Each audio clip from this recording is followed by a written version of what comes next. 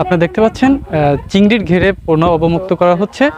চিংড়ি ছাড়ার সময় কিছু গুরুত্বপূর্ণ বিষয় আছে, সেটা যদি মানা না হয় তাহলে চিংড়ি ঘেরেই মারা যেতে পারে। সেই ক্ষেত্রে যে আশানুরূপ যে ফলাফল সেটা কৃষক পাবে না।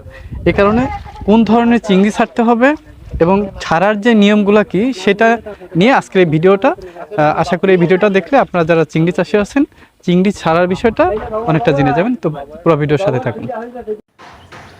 ভিডিওতে দেখা যাচ্ছে মূলত SPFPL অর্থাৎ specific pathogen free post larva. সুস্থ চিংড়ির লার্ভার যে লক্ষণ বা বৈশিষ্ট্য হচ্ছে এটা সমভাবে চারিদিকে ঘোরাফেরা করবে, জড়ো হয়ে থাকবে না।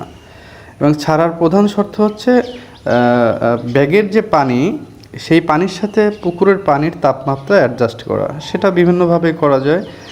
সেটা প্যাকেটের উপরে পুকুরের পানি ছিটিয়ে অথবা আরও কয়েকভাবে সাধারণত কৃষকরা করে থাকে। আপনারা স্ক্রিনে দেখতে পাচ্ছেন এখানে দুজন কৃষক তাপমাত্রা অ্যাডজাস্ট করার জন্য পুকুরের পানির সাথে ব্যাগের পানিটাকে ছিটিয়ে তারা অ্যাডজাস্ট করার চেষ্টা করছে।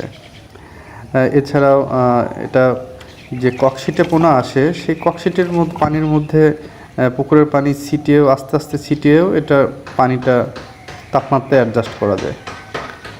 মূলত অ্যাডজাস্ট করাটাই মূল ফ্যাক্টর। অ্যাডজাস্ট না হলে পোনা ছেড়ে দিলে হঠাৎ করে চিংড়ি পোনাটা মারা যায়। এছাড়াও পুকুরের পানি ব্যাগে ঝুলিয়ে ককশিটের মধ্যে ফোটায় ফোটায় ফেললেও কিন্তু এই পানির তাপমাত্রা অ্যাডজাস্ট হয়ে যায়। এই কৃষক সেটা অ্যাডজাস্ট করে এখন সেটা সে পুকুরে ছাড়বে। দেখতে পাচ্ছেন পুনরায় কিন্তু আরেকটু পানি ছিটিয়ে সে অ্যাডজাস্ট করে তারপরে পোনাটা পুকুরে ছেড়ে দিল। SPFPL অবমুক্ত করতে গেলে প্রথমে একটা দিক খেয়াল রাখতে হয়, দুইটা দিকে বিশেষ করে খেয়াল।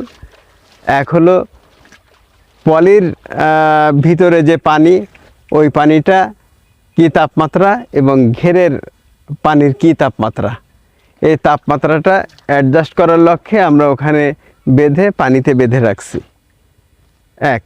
আর দুই হলো পিএইচ।